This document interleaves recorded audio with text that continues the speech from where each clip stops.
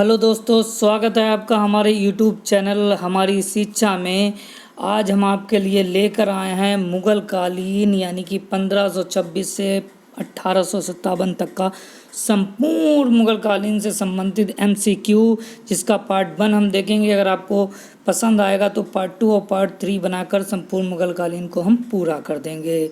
ऐसा कोई government exam नहीं है जिसमें मुग़ल कालीन से संबंधित प्रश्न ना बनते हों। तब आप वीडियो को पूरा देखिएगा, कहीं भी वीडियो को मिस ना करिएगा, क्योंकि हो सकता है कि नेक्स्ट एग्ज़ाम के प्रश्न आपके यहीं से बने। तो चलिए चलते हैं, हम आपको आज के अपने पहले सवाल की तरफ ले चलते हैं। जो हमारा आज का पहला सवाल है कि मुग़ल वंश के संस्थापक कौन थे। तो मुग़ल वंश के संस्थापक जो थे वो बाबर थे, जिन्होंने 1526 में इब्राहिम लोदी को हराकर भारत में मुग़ल वंश की स्थापना की थी। ठीक है, चलिए हम अगले सवाल की तरफ चलते हैं। मुग़ल शासक बाबर का शासनकाल था कितना था। तो इसका जो सही आंसर होगा वो ऑप्शन नंबर सी होगा कि 1526 से 1530 तक। ठीक है, हमारा अगला सवाल है, सवाल नंबर 3 है कि बाबर का जन्म कब हुआ था। 1483 में बाबर का जन्म हुआ था। कब हुआ था? ऑप्शन नंबर ए सही है कि 1483 में बाबर का जन्म हुआ था। हमारा अगला सवाल है कि बाबर के पिता का क्या नाम था। बाबर के पिता का नाम जो था वो उमर शेख मिर्ज़ा था। तो बाबर के पिता का क्या नाम था? उमर शेख मिर्ज़ा था। हमारा अगला सवाल है कि बाबर के पिता उमर शेख मिर्ज़ा कौन से राज्य के शासक थे। तो बाबर के पिता उमर शेख मिर्ज़ा जो थे वो फरगाना के शासक थे। ठीक है, तो आपके 5 सवाल कंप्लीट हो गए हैं। अगर आपको वीडियो पसंद आ रहा हो तो इसे लाइक करें, सब्सक्राइब करें। चलिए हम अगले सवाल की तरफ चलते हैं कि बाबर फरगाना की गद्दी पर कब बैठा। तो बाबर जो था वो फरगाना की गद्दी पर 8 जून 1494 को बैठा था। ठीक है, हमारा अगला सवाल है, सवाल नंबर 8 है कि बाबर ने बादशाह की उपाधि कब धारण की थी। बाबर ने बादशाह की उपाधि की थी। तो बाबर ने बादशाह की उपाधि जो धारण की थी वो 1507 ईस्वी में धारण की थी। यानी आप समझ गए कि मुग़ल वंश की स्थापना किसने की थी? बाबर ने की थी। कब की थी? 1526 में की थी। शासन कब किया था? 1526 से 1530 तक किया था। बाबर के पिता का क्या नाम था? उमर शेख मिर्ज़ा था और वह फरगाना के शासक थे। ठीक है, ये सवाल आपको क्लियर हो गए। अगला सवाल हमारा है कि बाबर के कितने पुत्र थे। बाबर के 4 पुत्र थे। कितने पुत्र थे? बाबर के 4 पुत्र थे। उनका पुत्रों का नाम क्या है कि बाबर के पुत्रों का क्या नाम है। बाबर के पुत्र थे, सबसे बड़े थे हुमायूं, कामरान, असगरी, हिंदवाल। और जो हुमायूं थे इन्हीं का पुत्र था अकबर। कौन था? अकबर जो था, जिसकी पैदाइश 1542 ईस्वी में हुई थी, वो किसका पुत्र था? हुमायूं का पुत्र था। ठीक है, अगला हमारा सवाल है, सवाल नंबर 11 है कि बाबर ने भारत पर कितने बार आक्रमण किया था। तो बाबर ने भारत पर 5 बार आक्रमण किया था। कितनी बार हमला किया था? 5 बार हमला किया था, 5 बार अटैक किया था। तब आपको अगर वीडियो पसंद आ रहा हो तो इसे सब्सक्राइब करें, क्योंकि ऐसे रोज़ाना वीडियो हम अपने चैनल पर अपलोड करते रहते हैं। चलिए हमारा अगला सवाल है कि बाबर के द्वारा लड़े गए प्रमुख युद्ध कौन कौन से थे। तो बाबर के द्वारा जो युद्ध लड़े गए वो थे पानीपत का प्रथम युद्ध जो 1526 में लड़ा गया था, जिनमें इब्राहिम लोदी को हराया था, खानवा का युद्ध, चंदेरी का युद्ध, घाघरा का युद्ध। ये 4 प्रमुख युद्ध लड़े गए थे, जिनमें चारों में वह विजयी घोषित हुआ था। तो चलिए हम अगले सवाल की तरफ चलते हैं कि पानीपत की पहली लड़ाई कब एवं किनके बीच हुई थी और इसमें कौन विजेता हुआ था। तो पानीपत की पहली लड़ाई 21 अप्रैल 1526 ईस्वी को इब्राहिम लोदी और बाबर के बीच हुई थी, तथा जिसका विजेता बाबर हुआ था। बट आपको हम बता दें कि 12 अप्रैल को इब्राहिम लोदी और बाबर की सेना पानीपत के मैदान पर इकट्ठा हो गई थी और 7-8 दिन तक कोई लड़ाई नहीं हुई थी। उसके बाद 21 अप्रैल को लड़ाई स्टार्ट हुई थी।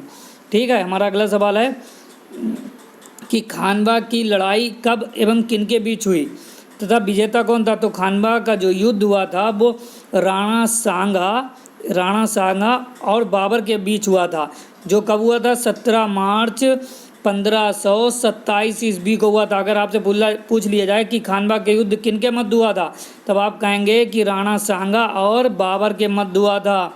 और ये कब हुआ था? तब ये हुआ था 1527 ईस्वी में। ठीक है, हमारा अगला सवाल है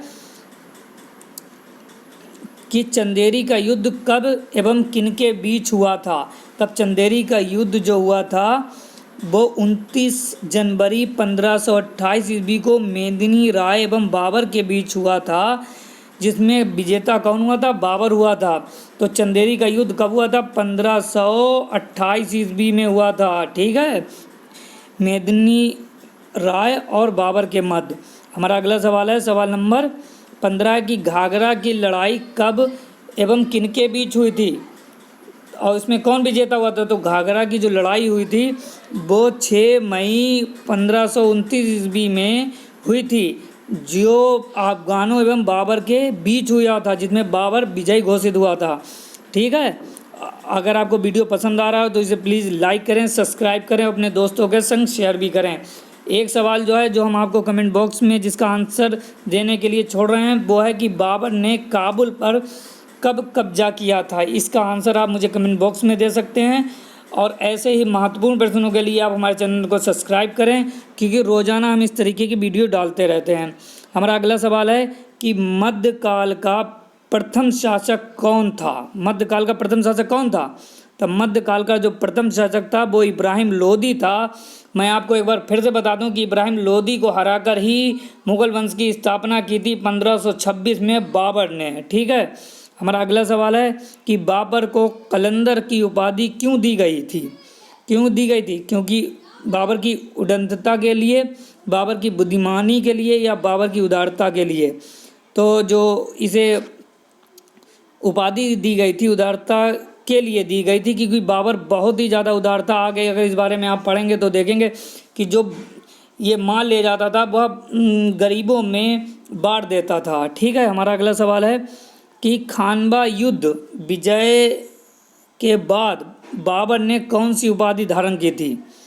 तो जो बाबर ने खानवा का युद्ध जीत लिया था, जिसके बारे में आप ऊपर अभी पढ़ चुके हैं, खानवा का युद्ध के बारे में देखिए अभी आपने पढ़ा था, ये जो राणा सांगा और बाबर के मध्य लड़ा गया था 1527 में, जिसमें बाबर विजय हुआ था, उसको जब जीत लिया था बाबर ने, तब उसे कौन सी उपाधि दी गई थी? कौन सी उपाधि दी गई? कलंदर की उपाधि, गाजी की उपाधि, विजय की उपाधि, महान शासक बनने की उपाधि?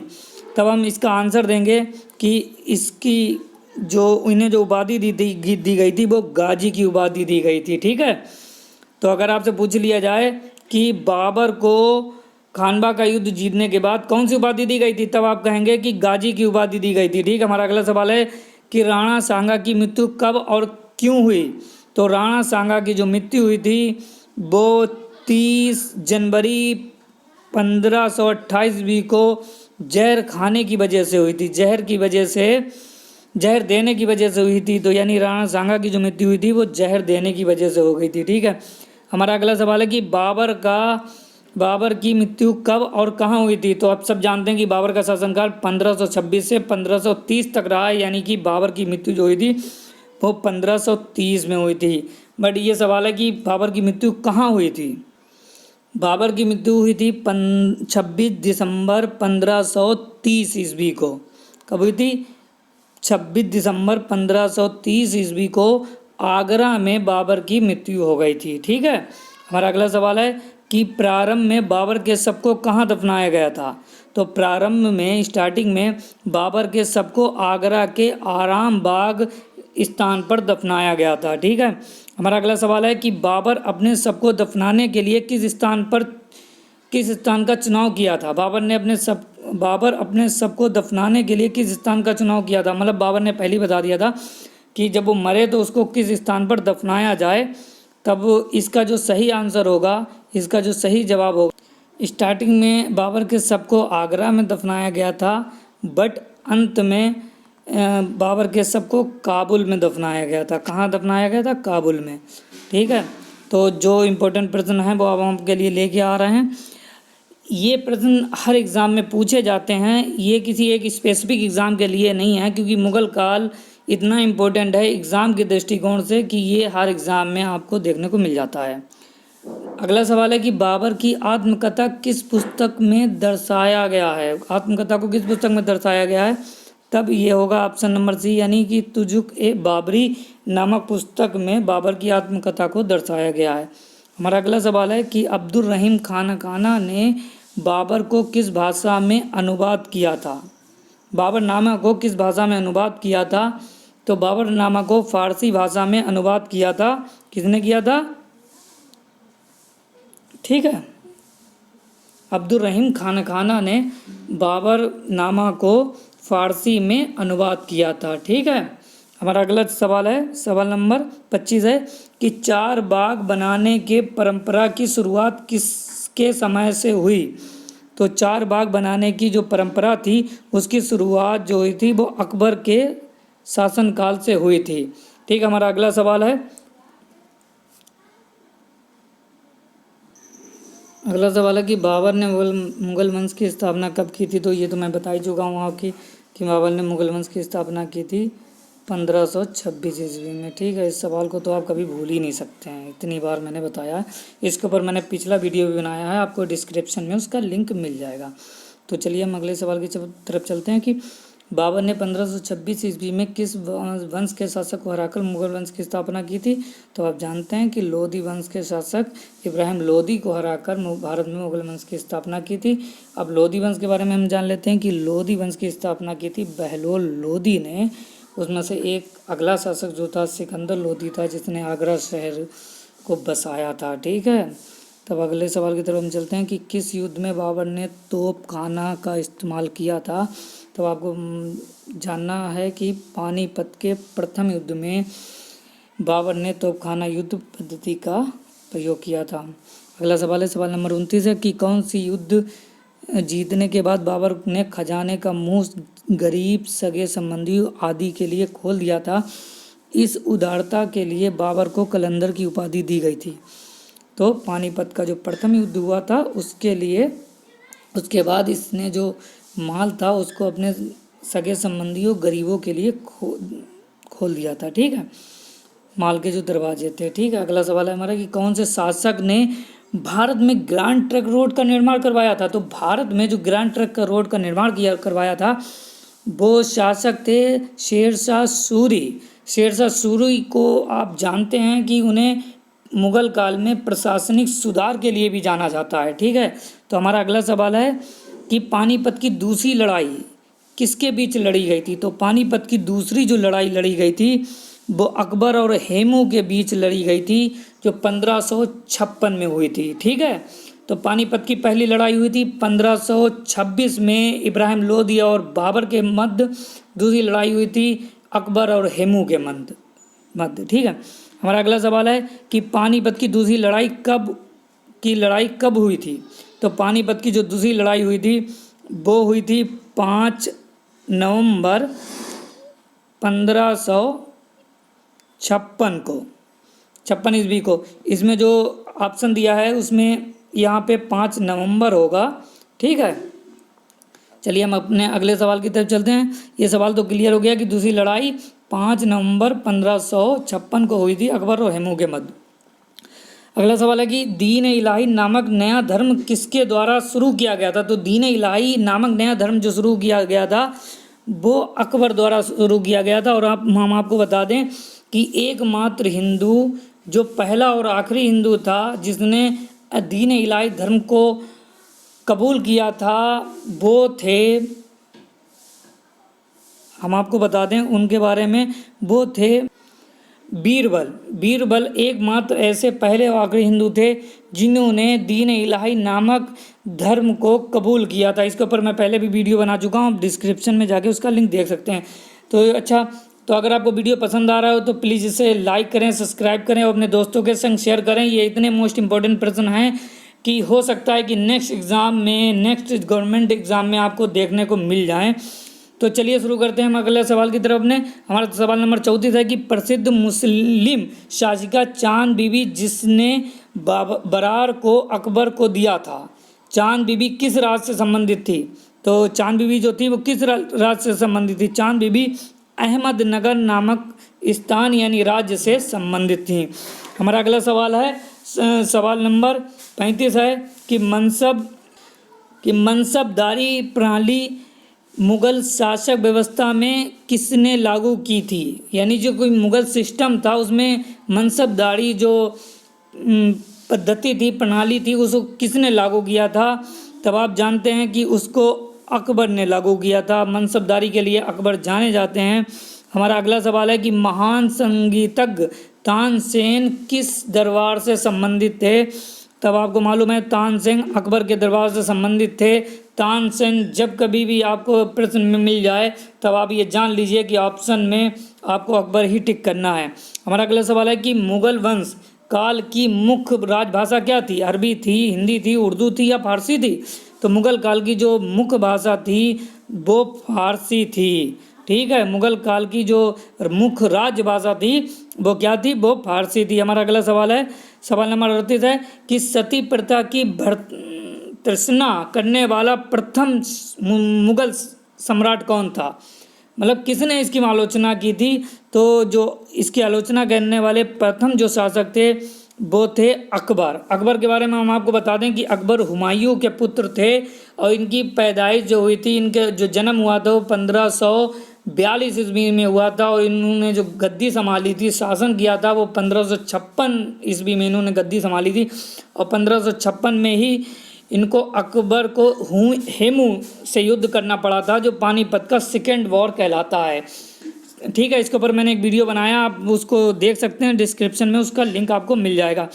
हमारा अगला सवाल है सवाल नंबर 39 है कि किस युद्ध के बाद भारत में मुगल राज की स्थापना हुई थी। तो आप सब जानते हैं, मैंने इससे पहले भी आपको बताया कि मुगल काल की जो स्थापना हुई थी वो बाबर ने 1526 ईस्वी में इब्राहिम लोदी को हरा कर की थी। ठीक है, तो इसको सवाल को तो बताने की ज़रूरत भी नहीं है, आपको रट गया होगा।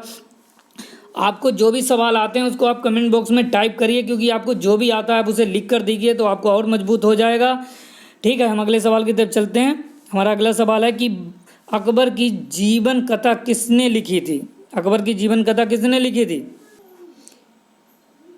इसका जो सही आंसर होगा वो ऑप्शन नंबर सी होगा, यानी अबुल फजल। यानी कि जो अकबर की जीवनी जो लिखी थी, जीवन कथा जिसने लिखी थी, उन्हें हम अबुल फजल के नाम से जानते हैं। अगर यहाँ पे ऑप्शन हो जाए कि अबुल फजल ने किसकी जीवनी लिखी थी, किसकी जीवन कथा लिखी थी, तो आप कहेंगे अकबर की। ठीक है, तो अगला सवाल है सवाल नंबर 41 है।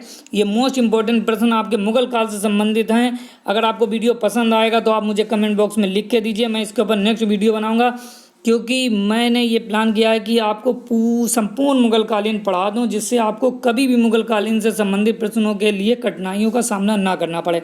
हमारा अगला सवाल है, अगर आपको वीडियो पसंद आ रहा हो तो आप इसे लाइक करें, सब्सक्राइब करें और अपने दोस्तों के पास भी शेयर करें। हमारा अगला सवाल है सवाल नंबर 41 है कि किस मुगल शासक ने भारत की ऋतुओं, फलों, वनस्पतियों और प्राणी जगत का विवरण अपनी डायरी में लिखा था या किया था। तो इसका जो सही आंसर है वो ऑप्शन नंबर डी है कि बाबर द्वारा ये कार्य किया गया था। हमारा अगला सवाल है सवाल नंबर 42 है कि शेरशाह की महानता का प्रमाण क्या है। तो शेरशाह जो थे वो प्रशासनिक सुधारों के लिए जाने जाते हैं और इन्हें भारत में ग्रांड ट्रंक रोड का निर्माण करने के लिए भी जाना जाता है। इन्होंने 2 युद्ध किए थे, चौसा का युद्ध और बाकी युद्ध भी आप जानते हैं, इन्होंने ही हुमायूं को हराया था। ठीक है, हमारा अगला सवाल है 43 सवाल नंबर है कि हुमायूं नामा किसके द्वारा लिखा गया। तो इसका जो सही आंसर है वो है कि गुलबदन बेगम द्वारा हुमायूं नामा लिखा गया। किसके द्वारा लिखा गया, गुलबदन बेगम द्वारा हुमायूं नामा लिखा गया। और हुमायूं के बारे में तो आप जानते हैं कि हुमायूं पुत्र थे बाबर के, और हुमायूं का पुत्र कौन था, हुमायूं का पुत्र अकबर था। ठीक है, हमारा अगला सवाल है सवाल नंबर 44 है कि अकबर के शासनकाल में महाभारत को फारसी भाषा में अनुवाद किया गया था। उस अनुवादित महाभारत का नाम क्या था, क्या नाम था। तो इसका जो सही आंसर होगा वो ऑप्शन नंबर ए होगा, यानी कि राजनामा। हमारा अगला सवाल है सवाल नंबर 45 है कि मुगल वंश का अंतिम शासक कौन था। तब मुगल वंश का अंतिम शासक था बहादुर शाह सेकेंड। ठीक है, हमारा अगला सवाल है, सवाल नंबर 46 है कि अकबर के शासनकाल में भू राजस्व सुधारों के लिए कौन उत्तरदायी था। तो भू राजस्व सुधारों के लिए जो उत्तरदायी थे वो टोडरमल थे। ठीक है, टोडरमल, तानसेन, बीरबल का नाम अगर कहीं भी आ जाए ऑप्शन में अकबर दिया होए या अकबर आ जाए ऑप्शन में ये दिया होए तो आप मोस्टली यही कहेंगे कि आप आंसर यहीं से होगा। हमारा अगला सवाल है 47 सवाल है कि अकबर के द्वारा बनवाए गए उपासना भवन को क्या नाम दिया गया था, यानी किस नाम से हम जानते हैं।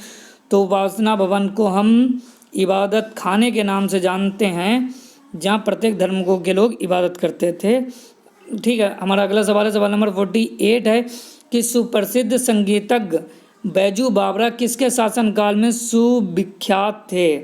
तो इसका ऑप्शन नंबर ए सही है कि अकबर के शासनकाल में बैजू बावरा सुविख्यात थे। ठीक है, अकबर का शासनकाल तो आप जानते ही हैं 1556 से स्टार्ट होता है। ठीक है, हमारा सवाल नंबर 39 है यानी 49 है यानी 49 है कि रामचरितमानस के लेखक तुलसीदास किस शासक से संबंधित थे।